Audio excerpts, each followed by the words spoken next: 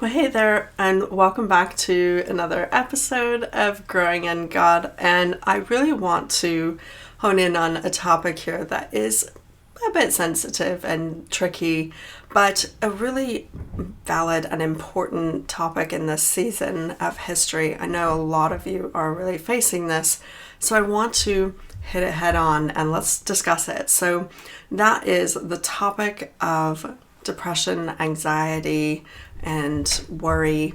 These things are really tricky. What I will say is that there is clinical depression. There are things that can actually chemically imbalance in our lives, in our bodies. And when these chemical imbalances happen, we need to seek the help of medical professionals in order to get our body into balance. So if you are exercising all of the willpower that you have to get into a good space and that really isn't doing it for you, I want you to really make sure that you're getting the support that you need. So make sure and reach out to the medical professionals in your life if you need to, and do not suffer. It's really, really important, especially in a season like this where we've seen so many people in their lives really so sadly because of not being able to get the help that they need. I want to encourage you, get the help that you need and don't be afraid. There's nothing embarrassing about needing to get balanced in life. And that's what doctors are for. I've reached out to doctors plenty of times in my life for difficult things, and it doesn't mean that I should be embarrassed. What it means is that I am getting the help that I need. And so I would encourage you to do the same, whatever that may be. So in terms of the things that we can control, that are not medical imbalances or things that we can actually get medical help from, and it's more spiritual, then there is actually some really important things that we need to kind of ask ourselves and grapple with. So would you give this a thumbs up in order to help people find this video, and then get into the comments and talk to me. Is this a topic that you've struggled with? Have you been grappling with worry about the season that you're in, or depression or anxiety, things like that? Does this resonate with you? Talk to me in the comments. So when it comes to getting into a good space emotionally and dealing with mental health, I am not a mental health expert. I have good friends who are, and I'll tell you what, it is a very nuanced and complex topic. I want to just talk on one specific thing that we must manage in our own lives in order to maintain good mental health, because I may not be a mental health expert, but I am a Bible teacher. And so I want to talk to you about what the Word of God has to say about our importance in getting this right. So in the Word of God, we will often find the word hope.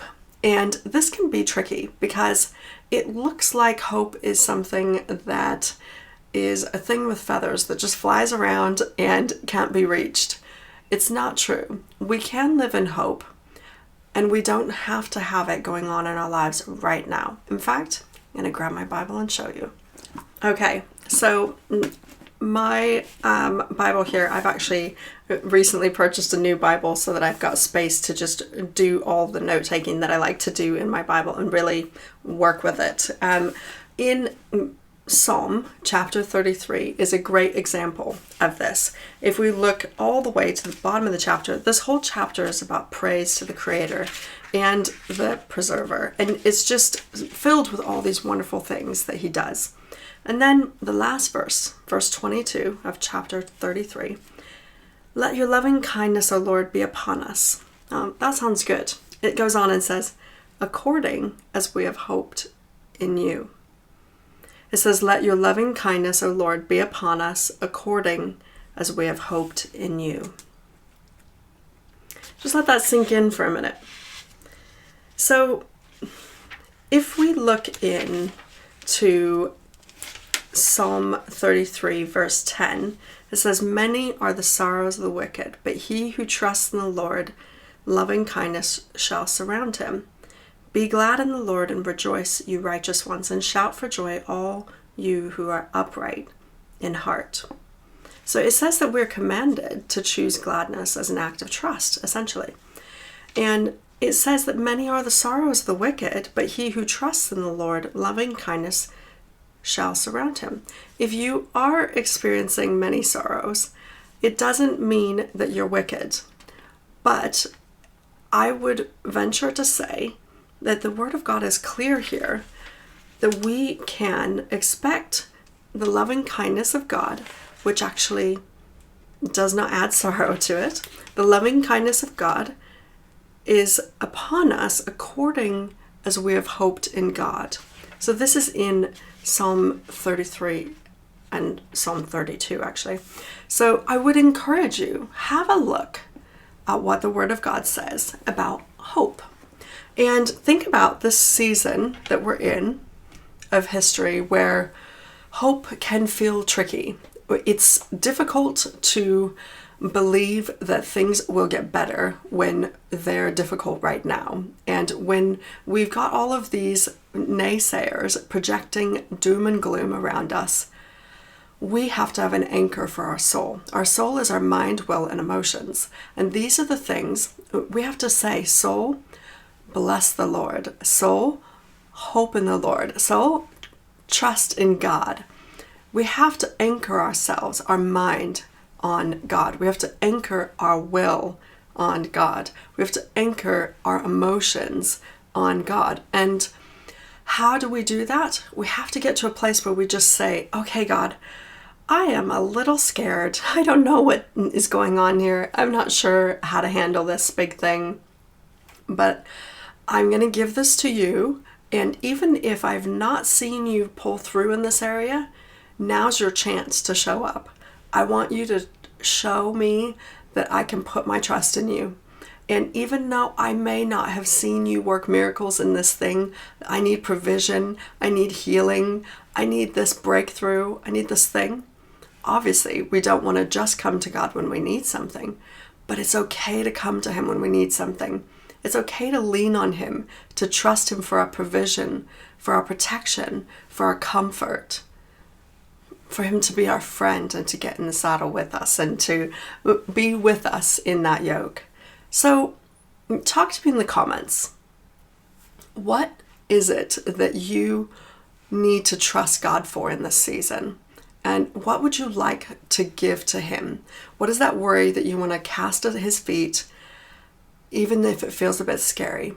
And just say, I am going to ask you to pour your loving kindness on me, and I'm going to be brave about hoping in you.